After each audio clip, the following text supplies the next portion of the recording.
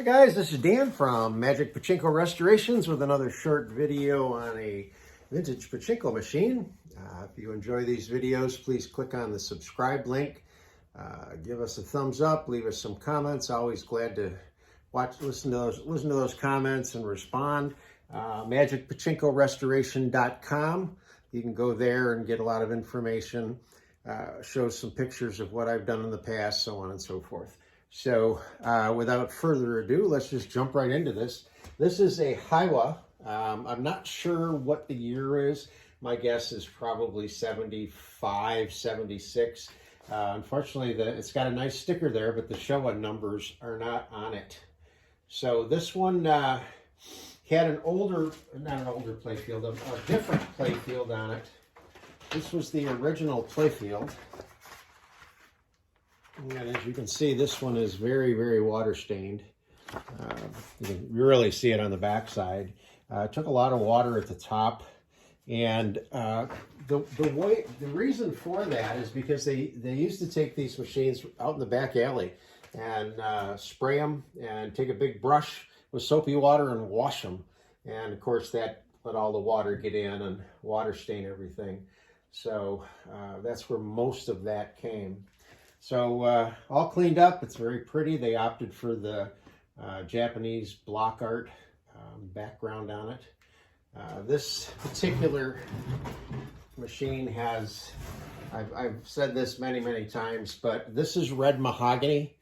And when this cleans up, it is absolutely gorgeous. And this really had pretty wood in it.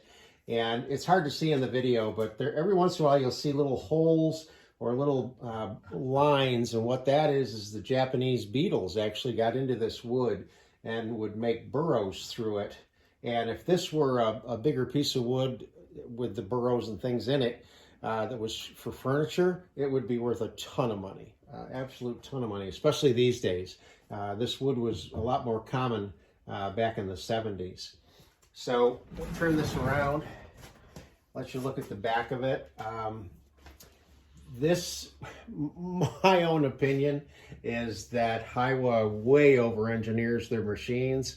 What I mean by that is when you take this apart, just staple after staple after staple. I mean, it was all stapled just everywhere.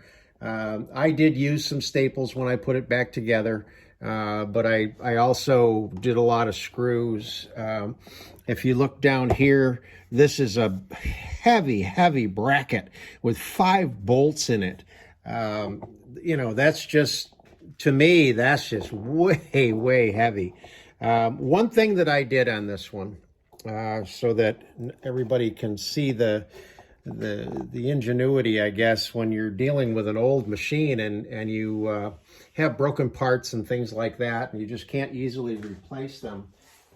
This particular machine, the ball dump's a little bit different than most machines. Kind of works the same way, but you want to have this piece of plastic slides, and you want to bring it all the way over to here. So there's red on the plastic, and there's red right there, and you want to push this all the way over to the left, and they will interlock with each other.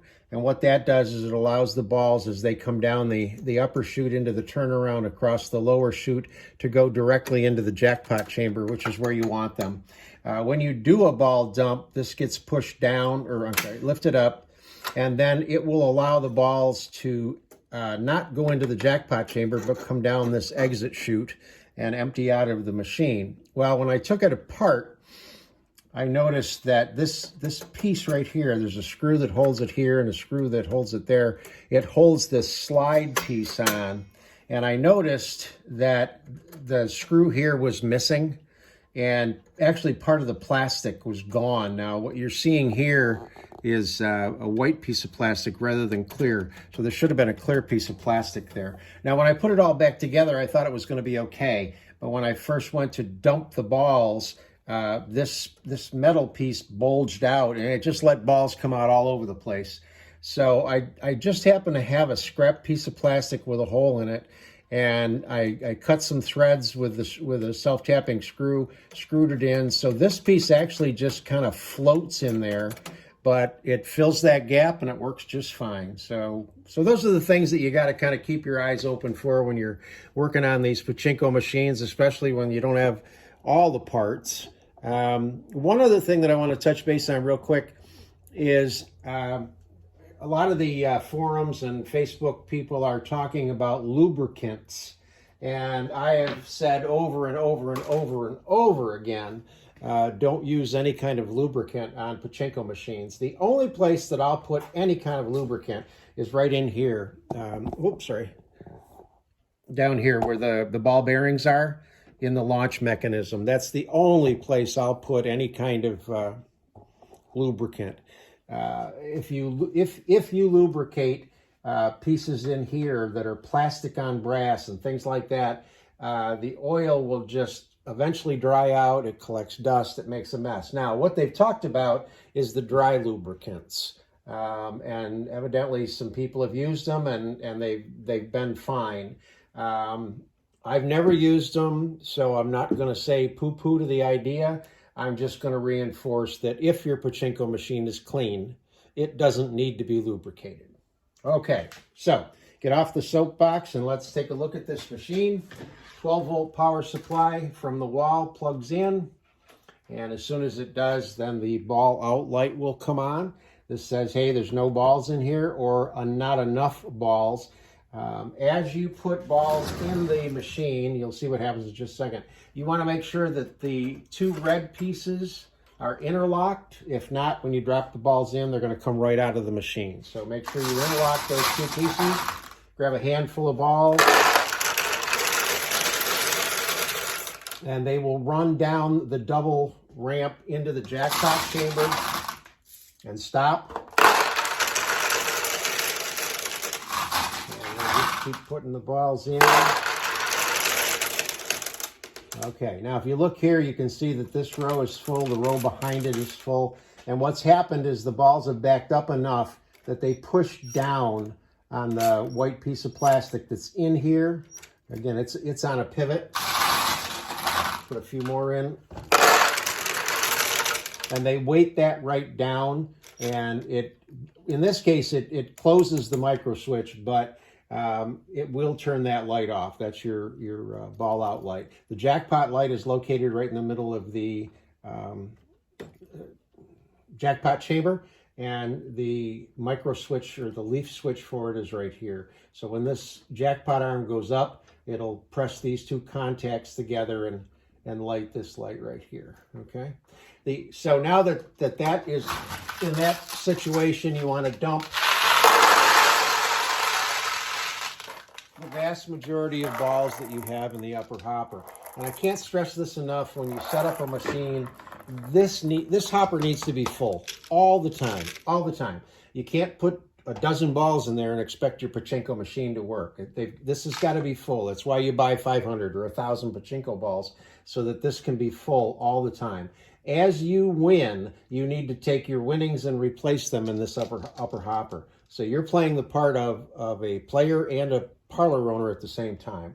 The other thing you want to make sure of is, again, there's a red arrow here. You push up on this and it properly sets the seesaw. The seesaw is inside of this plastic. It sits like this. When a winning ball comes in, it tips, lets the winning ball drop down through here. It will exit the machine here, but it trips the jackpot mechanism, and then it'll all reset. So you will need something similar to this that will sit on this back ledge and catch the winning ball as it drops out, and it catches the losing ball as it drops out. Let me get a better shot of it right there. Okay, so that's something that you'll need.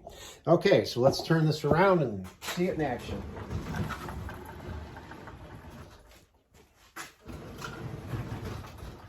This is going to be wall mounted. I talked to the customer, they're going to wall mount it, so I did not put stabilizing feet on it. So the rest of the balls that you've saved are going to go in the feed tray. Again, as a player, that's where you put the balls. As a parlor owner, this is where you put the balls. So we'll launch some balls here and see if we can get a win. There's a win.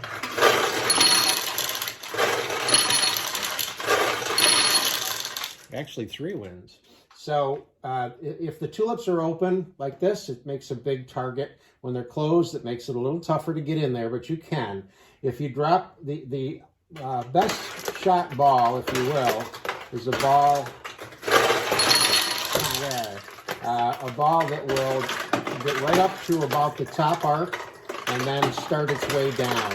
And then you've got a good chance of it going down through the center attraction, because the way these things are set up, when they go down through the center attraction, it'll open these two, and it will quite often open the side tulips. So that's where you want to shoot. Let's see if we can get a few more to go.